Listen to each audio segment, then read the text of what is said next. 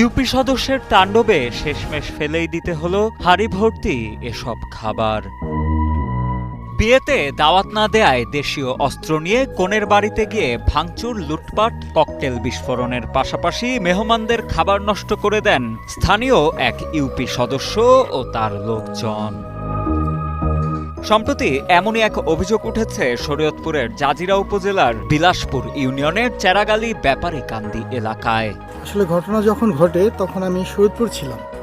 তো শরীয়তপুর থেকে আসতেছি এমন সময় ফোন আসলো যে বাসায় হঠাৎ করে পরিচিত লোকজন কিছু আমাদের আশেপাশে তারা আক্রমণ করছে।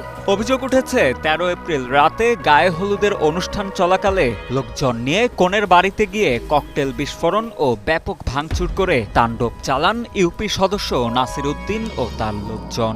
সে সময় অনুষ্ঠানে অংশগ্রহণকারী এক অতিথির গাড়িতেও ভাঙচুরের ঘটনা ঘটে বলে জানা যায়। হঠাৎ করে রাত্রে 11:30টার দিকে 20-40 জন ফুলাফান যে আপনার যে বিভিন্ন ধরনের অস্ত্রপাতি লইয়া ঢুকিয়া মানে কোনো কথা নেই ককটেল ফুটাইছে। প্রথমে একটা টাস্ক শব্দ হয়েছে, সম্পূর্ণ গ্লাস ভাঙা গাড়ি টুবাইয়া গাড়ির ভিতরে আমার কাছে টাকা আছিল, টাকা পয়সা আমি কোনো কিছুই পাই নাই, আমার সব কিছু নিয়ে গেছে। স্থানীয়দের দেয়া তথ্যের ভিত্তিতে জানা যায় পারিবারিক অবস্থা অসচ্ছল হওয়ায় ছোট পরিসরেই চাচাতো বোনের বিয়ের আয়োজন করেন ওই এলাকার বাসিন্দা সৈয়দ তাজুল ইসলাম।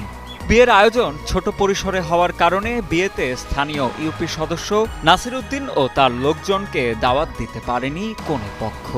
আর এতেই ক্ষুব্ধ হয়ে বিয়ে বাড়িতে গিয়ে তাণ্ডব চালান স্থানীয় ইউপি সদস্য ও তার।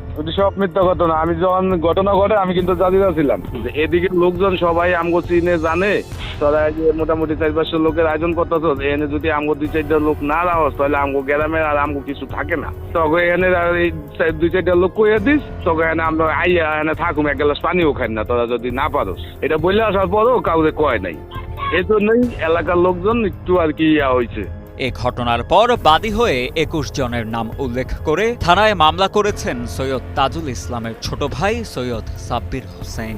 পরবর্তীতে অভিযান চালিয়ে অভিযুক্ত ইউপি সদস্য নাসির উদ্দিন ও আব্দুর রহমান খান নামের স্থানীয় এক ব্যক্তিকে গ্রেপ্তার করে আদালতে প্রেরণ করেছে সংশ্লিষ্ট থানা পুলিশ।